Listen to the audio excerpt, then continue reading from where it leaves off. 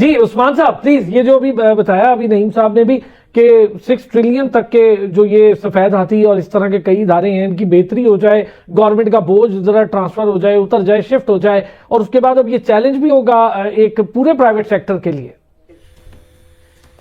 جی بالکل، سب سے پہلے تو میں حکومت پاکستان کو مبارک دینا چاہوں گا، خاص طور پر محمد علی صاحب کو جو وزیر اعظم کے مشیر برائے نجکاری اور چیئرمین پرائیویٹائزیشن کمیشن ہیں، کیونکہ ایک طویل اور مشکل اصلاحاتی عمل ہے، اس کو انہوں نے عملی انجام تک پہنچایا ہے۔ کیونکہ ایک طویل عرصے سے اگر آپ دیکھیں تو یہ جو نجکاری ہے وہ ایک لٹکی ہوئی تھی، اور ایک مشکل سٹرکچر ریفارم کو انہوں نے ایک عملی انجام تک پہنچایا، تو وہ اس کا کریڈٹ ان کو ضرور دینا چاہیے۔ کیونکہ پی آئی اے کی نجکاری دراصل ریسٹرکچرنگ کے ساتھ ساتھ پرائیویٹائزیشن کا پیکج پورا آیا ہے، کیونکہ پی آئی اے کی نجکاری کوئی آسان فیصلہ تو تھا نہیں۔ ادارے جو ہیں وہ برسوں سے جیسے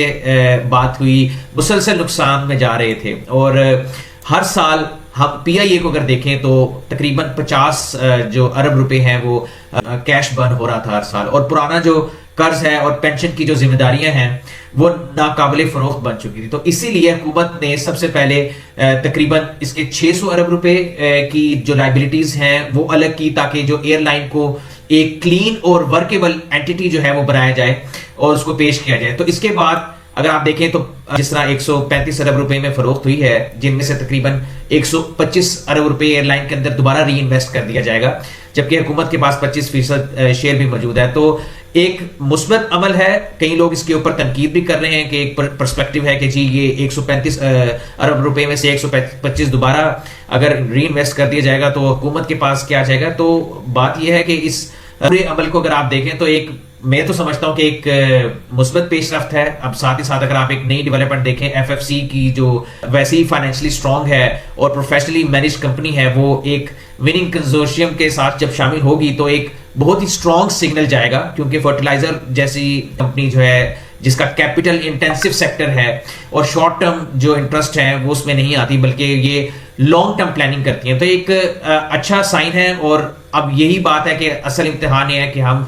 اس کا ہیڈ لائن کا نہیں بلکہ اس میں کس طرح عمل درآمد کرتے ہیں، کیونکہ یہ اب جو عارف حبیب گروپ نے جو ان کے ساتھ جتنے بھی کنزورشیم میں کمپنیز موجود ہیں، یہ ان کے لیے امتحان ہے، کیونکہ ان کی تو ایک طرح سے آپ کہیں کہ لاٹری نکل رہی ہے،